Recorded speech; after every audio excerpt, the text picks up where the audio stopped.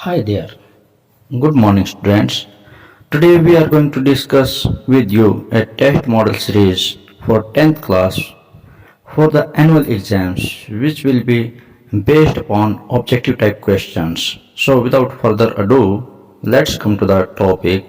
Our first question of which is related to the unseen passage, that is here as. One day एक दिन ए wise man decided, एक बुद्धिमान व्यक्ति ने निश्चय किया टू टेस्ट हिज प्यूपिल्स, कि वो अपने विद्यार्थियों का एक टेस्ट ले. He called two of them, उसने अपने दो बच्चों को बुलाया, दो स्टूडेंट्स को बुलाया असाइड एक तरफ, and gave them some money, और उनको कुछ पैसे दिए.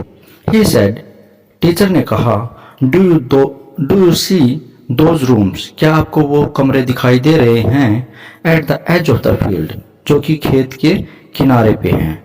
आई want you to fill them up, मैं चाहता हूं कि आप उन दोनों कमरों को भर दो with whatever you can, जिससे भी आप चाहो. Each of you should fill one room, और प्रत्येक बच्चे को प्रत्येक कमरा भरना है. This is very little money, ये लीजिए कुछ पैसे जो कि बहुत कम है. आई नो, मैं जानता हूँ, बट यूज इट, लेकिन इन पैसों को यूज करो to the best of your ability, अपनी योग्यता के आधार पे, and fill up the whole room, और पूरे कमरे को भर दो. The two pupils went to the market place, दोनों स्टूडेंट्स जो हैं वो मार्केट प्लेस में गए, and started looking for things to buy, और वो चीज़ों की तलाश करने लग गए जिन चीज़ों से वो कमरे को भर सकते हैं. The first people found a shop, एक पहले विद्यार्थी को एक शॉप मिली, सेलिंग हे, जहाँ पे बिक रही थी, क्या हे बिक रही थी, मतलब जो है एक क्या बोलूँ मैं उसको, सूखी घास बिक रही थी. एंड थॉट, और उसने सोचा, हे इज चीप, कि हे बहुत ही सस्ती मिलती है, सूखी घास बहुत सस्ती मिलती है, प्लस इट में fill up the entire room, और साथ के साथ जो ये है, ये इससे मैं अपने पूरे रूम को भर सकता हूँ. So he bought all the hay, इसलिए उसने सारी सूखी घास खरीद ली, and carried it to the room, और उसको डाल दिया रूम में.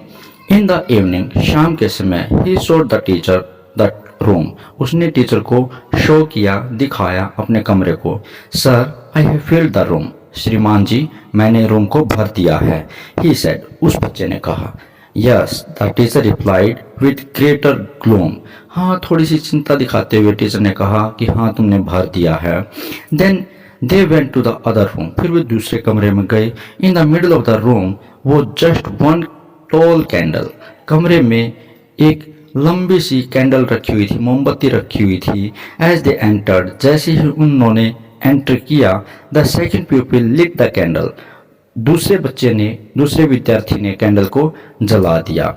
इमीडिएटली शिगर ही its light spread all over the room, इसकी जो रोशनी है वो पूरे कमरे में फैल गई, और कमरा रोशनी से भर गया. You have done well, the teacher replied, teacher ने कहा, उत्तर दिया कि यस, आपने बहुत अच्छा काम किया है. वेयर इट वॉज डार्क, जहाँ पे भी अंधेरा था, यू मेड इट ब्राइट, वहाँ पे आपने रोशनी कर दी. वेयर इट वॉज एम्प्टी, जहाँ पे भी ये खाली था रोशनी से, you filled it in light, आपने इसको रोशनी से भर दिया. Now fill up these questions which are given here below. A wise man called his dash pupils for test. Wise man ने अपने कितने pupils को बुलाया टेस्ट के लिए? You know very well that our answer will be A, that is 2. मतलब उसने अपने दो विद्यार्थियों को बुलाया. Second question, what did the wise man give to the pupils? Wise man ने अपने pupils को क्या दिया? Answer will be money. Third question, the two pupils bought dash things from the marketplace. कैसी चीजें खरीदी? Different. The teacher told the first pupil that he had filled the room with. Teacher ने कहा कि वो अपने रूम को भर दे, किस चीज से भर दे, जिस चीज से भर दे. The teacher told the first pupil that he filled, जिसने रूम को भर दिया उसके प्रति टीचर ने क्या कहा, कैसे कहा? Gloom. Answer will be gloom, उदासी पूर्वक उसने जवाब दिया. And next question which is last question of this paragraph of this passage, dash from the candle filled up with the second boy. Second boy ने कैंडल की help से पूरे कमरे को भर दिया, किससे? Light. Answer will be C, light. Now come to the B part of first question. Because goldfish can be kept easily in small ponds and aquarium. Gold fish को, जो कि एक टाइप ऑफ फिश है, उसको रखा जा सकता है आसानी से इन स्मॉल पॉन्ड्स, छोटे पॉन्ड्स में, एंड एक्वेरियम और एक्वेरियम्स में. दे मेक गुड पेट्स, उनको अच्छा पेट बनाया जा सकता है.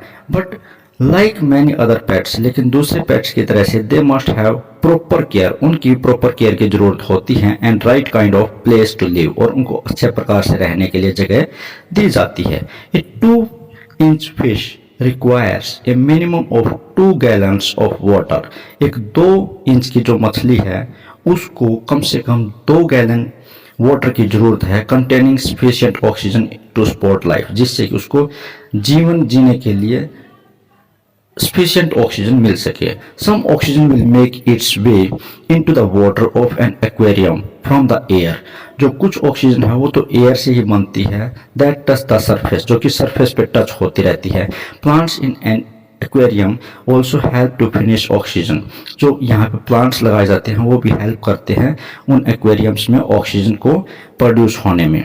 Snails help to keep an aquarium clean. और वहाँ पे कुछ स्नेल्स को भी रखा जाता है, जो घोंगे हैं उनको भी रखा जाता है, जिससे कि एक्वेरियम क्लीन होता रहे, उसमें किसी प्रकार की बदबू ना बने, कोई गंदगी ना बने.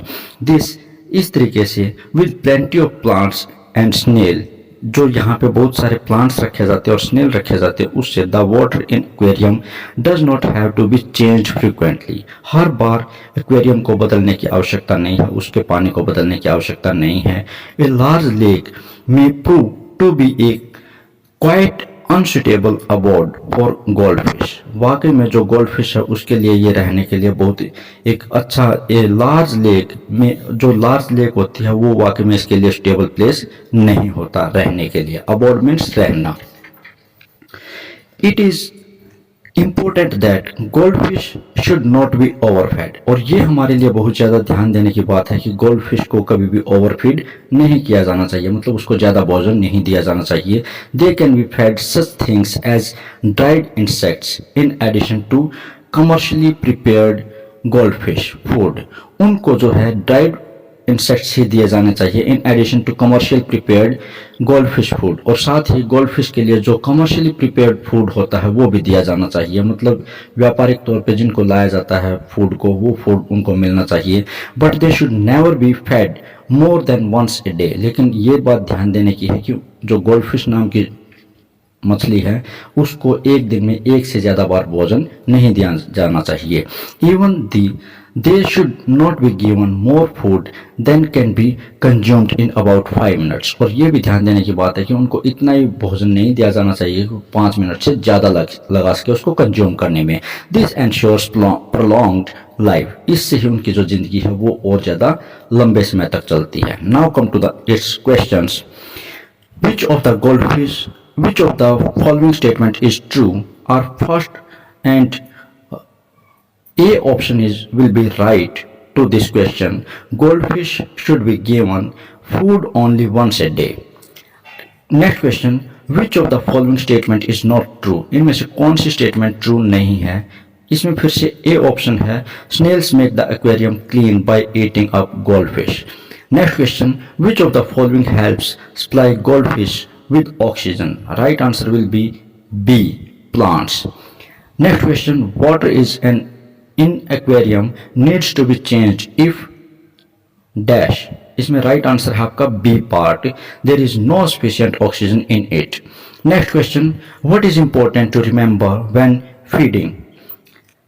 जब फीडिंग करना है फिश को तो उसमें सबसे ज़्यादा इम्पोर्टेंट कौन सा फैक्ट है? They should be fed only once a day. उनको सिर्फ एक बार में ही भोजन दिया जाना चाहिए. Now come to the section B that will be carried grammar questions. Our first question will be based upon form means verb, that is tense. First question is Yash as well as Raj. Yash और Raj dash deserve praise. Yash और Raj जो हैं वो उनको किस चीज़ के लिए deserve करते हैं? प्रेज के लिए. इट मीन्स प्लूरल है और ये प्रेजेंट इंडेफिनिट है. इट मीन्स यहाँ पे B option will be right answer, that is deserve. Next question, dash you not dash your bath as yet, क्या आपने अब तक बाथ नहीं लिया है, स्नान नहीं किया है? Right answer will be A, have you not taken your bath as yet. Next question है, mother dash T for us when the school bus horned. Right answer will be was preparing, mummy उस समय पे T बना रही थी जब school bus ने horn किया। Next question will be based on speech, means direct indirect sentences. He said to me, may God reward you for your kindness, and your answer will be, he wished me that God might reward me for my kindness. Next question, my mother said to me, मेरी माँ ने मुझे कहा, never mix with bad boys, bad boys के साथ mix मत हो, कभी भी उनके साथ मत मिलो। इसमें क्या दिखाया गया है, इसमें मम्मी के द्वारा एक जो है बैड बॉयज से में मिक्स होने से मना किया गया है। उसके लिए मना करने के लिए हमारे पास क्या वर्ब है, फॉरबिड, तो उसी का पास्ट बनाया जाएगा फॉरबिड। और right answer will be, my father forbade me to mix with bad boys. Next question, Usha said, father you are very kind to me, पिताजी आप वाकई में मेरे लिए बहुत ज़्यादा दयावान रहे हो, दयालु रहे हो। And your answer will be C, Usha told her father that he was very kind to her. Next question, that is based on modals, dash that I were rich, काश मैं अमीर होता। काश की सेंस आई है, काश के लिए क्या आता है, would that I were rich. Next question, we dash obey the laws of our country, हमें अपने कंट्री के लॉज को की पालना करनी चाहिए, जरूर करनी चाहिए। इसमें क्या है, एक जो है कंपल्सन को शो किया गया है और उसमें आपका right answer will be D, that is must, we must obey the laws of our country. Next question, he ran fast, वो तेज दौड़ा, सो दैट ताकि, ran I have past, it means modal भी आएगा आपका पास्ट। ही ran fast, वो तेज दौड़ा ताकि, ही डैश कैच द बस, ताकि वो बस को पकड़ सके, और उसके लिए क्या है, पकड़ सके। A right answer will be, right answer might. Next question, Vikramaditya was dash wisest king of India, यहाँ पे क्या है आपका आर्टिकल फिल करने हैं, और आर्टिकल में क्या है, wisest, wisest is the superlative degree, superlative degree के साथ आपने क्या यूज करना है, the article. Vikramaditya was the wisest king of India. Next, dash Everest is the highest peak in the world, जो एवरेस्ट है वो highest peak in the world है, तो उसमें क्या है, the Everest is the highest peak in the world. Next question है, they are much of dash same as, फिर दोनों ही एक ही एज के हैं, इट मीन्स यहाँ पे कंपैरेटिव डिग्री के लिए यूज किया गया है, उनकी एज सेम है, तो इसलिए यहाँ पे क्या आएगा, the. Next question, that is based upon non finite verb, it means gerund और you will have to fill here infinitive.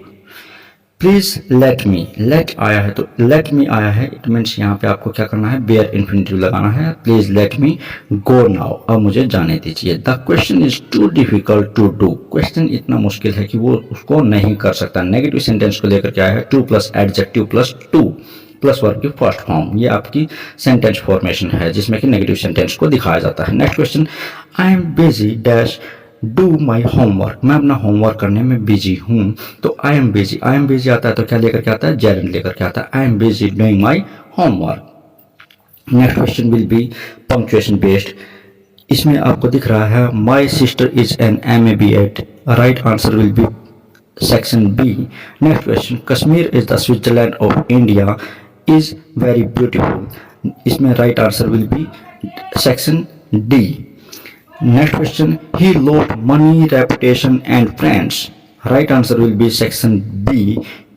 And our next question, that is going to be based upon prose text first flight. Here a paragraph is given which I am going to read here as, his parents and his brothers and sister, उसके parents, उसके brothers और उसकी sister had landed on the green flooring ahead of him, वो पहले से ही जो सी है, समुंदर है जिसको ग्रीन फ्लोरिंग कहा गया है, उस पे वो पहले ही लैंड कर चुके थे। दे वर बैकनिंग टू हिम, वे उसको बैकन कर रहे थे। बैकन मीन्स इशारा देकर के पुकारना। कॉलिंग श्रीली, पैनी आवाज में उसको चीख के बुला रहे थे। He dropped his legs to stand on the green sea, उसने जैसे ही अपनी टांगों को नीचे उतारा उस ग्रीन सी के ऊपर, उस green sea is used here as for the sea, उसने अपने जैसे ही समुद्र पे पैर रखने के लिए नीचे उतारा, हिज लेग्स सैंक इनटू इट, उसके पांव इसमें डूब गए। किसके पांव डूब गए? यंग सीगल के पांव डूब गए। ही स्क्रीम्ड विद फ्राइट, वो भय के मारे चिल्लाया। And attempted to raise again flapping his wings, और दोबारा फिर से उसने प्रयास किया कि वो अपने विंग्स को फ्लैप कर सके। बट ही वाज टायर्ड, लेकिन वो थक चुका था। एंड वीक, कमजोर हो चुका था। विद हंगर, भूख से। And she could not rise, और वो उठ नहीं सका। Exhausted by the strange exercise, ये जो फर्स्ट टाइम उसने एक्सरसाइज की थी इससे वो थक चुका था। His feet sank into the green sea, उसके पांव डूब चुके थे ग्रीन सी में, समुद्र में। And then his belly touched it and sank no further, और फिर उसका पेट भी वहां पे टच हुआ समुद्र पे, और इससे आगे वो नहीं डूब पाया। He was floating on it, वो इस पे तैर रहा था। And his family was screaming, और उसका पूरा परिवार उसकी ओर चिल्ला रहा था। प्रेजिंग हिम, उसकी तारीफ कर रहा था। And their beaks were offering him scraps of dogfish, और उसकी जो फैमिली है वो उसके लिए ऑफर कर रही थी। क्या ऑफर कर रही थी? स्क्रैप्स ऑफ डॉग फिश की ऑफर कर रहे थे। Now it's time to questioning. Name the lesson from which the above passage has been taken, and your right answer will be B, his first flight. Who were they beckoning to him, उसे इशारा कौन कर रहे थे? A young seagull, young seagull उसे इशारा कर रहा था, यंग सीगल को इशारा किया जा रहा था। Who has been called green flooring, किसको ग्रीन फ्लोरिंग कहा गया है? What has been called green flooring? Right answer will be C. And whose feet sank into the sea, किसके पांव समुद्र में डूब गए? Right answer will be C, young seagull. Which word in the passage means pieces? And right answer will be A, scrapes. Now come to its next paragraph. Midway between Mysore and coastal town of Mangalore, बिल्कुल बीच में एक शहर स्थित है। किसके बीच में शहर स्थित है? मैसूर और कोस्टल टाउन ऑफ मैंगलोर के। Sits a piece of heaven, एक स्वर्ग का टुकड़ा है। That must have drifted from kingdom of God, जो कि डेफिनेटली भगवान के साम्राज्य से फिसलते हुए जमीन पे आ गिरा है। This land of rolling hills is inhabited by proud race, यहाँ पे जो रेलिंग हिल का ये एरिया है यहाँ पे डेफिनेटली लोग रहते हैं प्राउड रेस के, एक गर्वित जाति के लोग रहते हैं। ऑफ मार्शल मैन, और मार्शल आर्ट उनको आती है। ब्यूटीफुल वुमेन, वहाँ पे ब्यूटीफुल वुमेन रहती हैं। एंड वाइल्ड क्रिएचर भी पाई जाती है। कुर्ग और कोडागु, आप इसको कुर्ग कह सकते हैं या कोडागु कह सकते हैं। The smallest district of Karnataka, ये सबसे छोटी डिस्ट्रिक्ट है कर्नाटका की। Is home of evergreen rain forest, यहाँ पे 12 मासी रेन फॉरेस्ट होते रहते हैं। स्पाइसेस एंड कॉफी प्लांटेशन, और वहाँ पे स्पाइसेस और कॉफी प्लांटेशन पाई जाती है। Evergreen rain forest cover 30% of this district, इस डिस्ट्रिक्ट का लगभग 30% जो हिस्सा है वो रेन फॉरेस्ट ने कवर कर रखा है। ड्यूरिंग द मानसून के दिनों में it pours enough to keep many visitors away, यहाँ पे इतनी बारिश होती है कि विजिटर्स यहाँ पे नहीं आ सकते हैं। The season of joy commences, यहाँ पे खुशियों का जो मौसम है वो शुरू हो जाता है फ्रॉम सितंबर के महीने से। एंड कंटिन्यूस टिल मार्च, और मार्च तक इनका ये महीना चलता रहता है। अच्छा महीना, जॉयफुल मोमेंट स्टार्ट रहते हैं यहाँ पे, और they continues till March. The weather is perfect, weather वाकई में परफेक्ट होता है। विद सम शावर्स, जहाँ पे शावर हमेशा होती रहती है, बारिश होती रहती है। Thrown in for good measure, और अच्छे पैमाने पे बारिश होती रहती है। The air breathes of invigorating coffee, यहाँ पे एयर में हमेशा खुशबू आती रहती है, महकती रहती है खुशबू, कॉफी की खुशबू। कॉफी स्टेट एंड कॉलोनियल बेंगलोज, यहाँ पे कॉफी स्टेट पाए जाते हैं, कॉफी के बागान पाए जाते हैं। कॉलोनियल बेंगलोज पाए जाते हैं, कॉलोनियों में बंगले पाए जाते हैं। And tucked under the canopies in prime corners, और प्राइम कॉर्नर्स पे वहाँ पे कैनोपी भी पाए जाते हैं। Next question, who is the writer of the above passage, above passage का राइटर कौन है? Right answer will be B, Lokesh Abrol. Next question, which place is called the piece of heaven, piece of heaven किसे कहा गया है? Right answer will be B, Kurg. Where is Kurg situated? Kurg is situated at Karnataka. Coorg जो है कर्नाटका में स्थित है. Right answer will be C. When does the season of joy commences in Coorg? Coorg में ये जो सीजन ऑफ जॉय है कब शुरू होता है? Definitely it starts from September and continues till March. It means right answer will be C, September to March. Next question, which vegetation covers 30% area of Coorg? Coorg के 30% area को कौन सी यहाँ की वेजिटेशन कवर करती है? That will be rain forest. Next question, of those who overcome by death depart from life. वो लोग जो कि ओवरकम हो जाते हैं डेथ से, डिपार्ट फ्रॉम लाइफ, जीवन को छोड़ के चले जाते हैं. Father can not save his son. Definitely ये सब के साथ होता है. एक पिता कभी भी अपने बेटे को नहीं बचा सकता मरने से. नोर किन्समैन देयर रिलेशंस. कोई भी रिश्तेदार दूसरे रिश्तेदार को मरने से नहीं बचा सकता. मार्क, ये बात ध्यान दीजिए. While relatives are looking on and lamenting deeply. जब जो रिलेटिव्स हैं वो तलाश करते रहते हैं और विलाप करते रहते हैं. One by one mortals are carried off. एक एक करके हर किसी की मौत हो जाती है. Like an ox that is led to the slaughter. बिल्कुल हम सब ऐसे ही मरते हैं जैसे कि एक बैल को एक कसाई के हाथों में सौंप दिया जाता है. ऐसे ही मृत्युदेव हम सबको वन बाय वन करके ले जाता रहता है. So the world is afflicted with death and decay. इसलिए ये जो संसार है हमेशा प्रभावित होता है डेथ और डिके से. देयरफॉर इसलिए the wise do not grieve. बुद्धिमान लोगों को कभी भी दुख प्रकट नहीं करना चाहिए. Knowing the terms of the worlds. हर जो भी अपने आप को एक क्या बोलूँ मैं वाइज मैन बोलता है उसे इस संसार के इन नॉलेज को ध्यान में रखना चाहिए. Not from weeping not from grieving. वो कभी भी रोता नहीं है और कभी भी दुख प्रकट नहीं करता. Anyone obtain peace of mind. वो जो बुद्धिमान व्यक्ति है वो ऑब्टेन कर लेता peace of mind. On the contrary, और इसके विपरीत, his pain will be the creator and his body will suffer.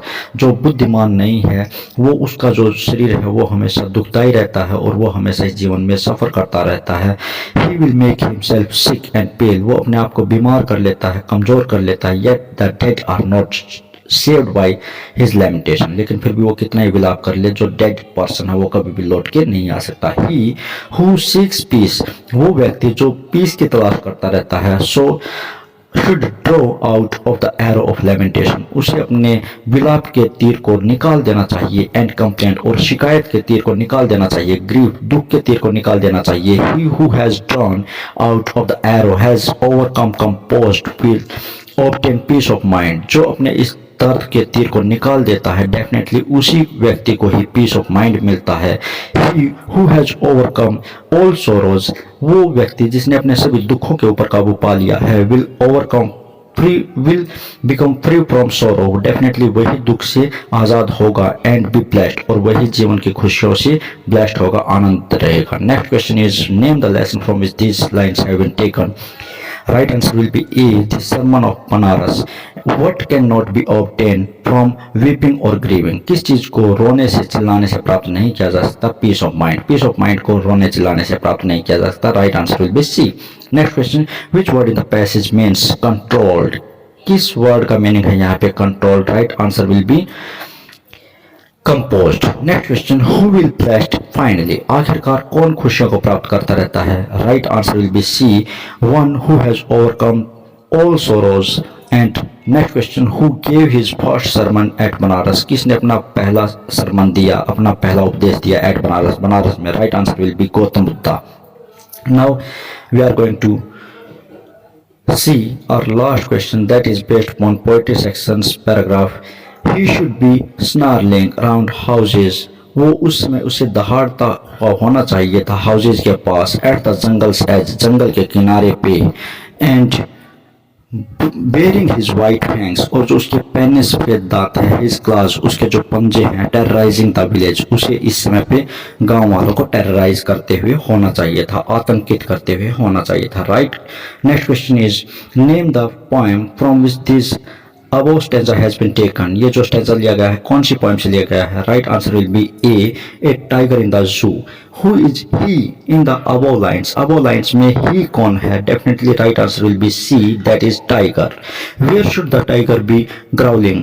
Tiger को कहाँ पे ग्राउलिंग करते हुए होना चाहिए था, कहाँ पे दहाड़ते हुए होना चाहिए था? Next right answer is B, near houses, घरों के पास उसे दहाड़ते हुए होना चाहिए था. Which word in the stanza means teeth? Teeth का यहाँ पे क्या मीनिंग दिया गया है? Right answer will be fangs. Fangs means poisonous teeth. And next question is which is last question of this paragraph, which is the last question of this video, which is the natural habitat of tiger? Tiger का जो वास्तविक आवास स्थान है वो क्या है? Definitely right answer will B